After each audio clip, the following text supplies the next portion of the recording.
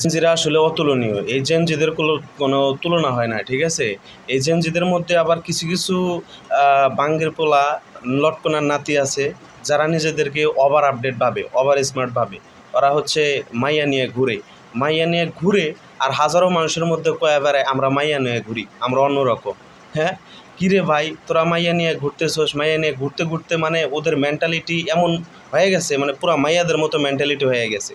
কীরকম সস্তা আর চিপ মাইন্ডের হলে মানুষ এই কথা কইতে পারে যে আমরা মাইয়া নিয়ে ঘুরি, আমরা অন্যরকম। আবার বলে যে জলে, আরে ভাই, এ জগতে মনে কর নাপিত সবাই, ঠিক আছে? কেউ ওপেনে, কেউ গোপনে, কেউ সাইলেন্টলি রিলেশন করে।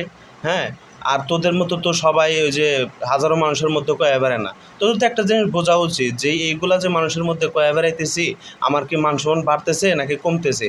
তোর তো মান সম্মানের পাছা মারা যাইতেছে, এটা তো তুই একবারও ভাবতেছিস না, ঠিক আছে?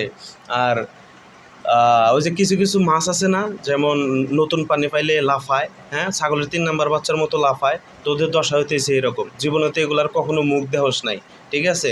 এই উগান্ডা থেকে নতুন আইসা নতুন পানির মতো এই যে ছাগলের 3 নাম্বার বাচ্চার মতো এখন লাফাইতেছোস।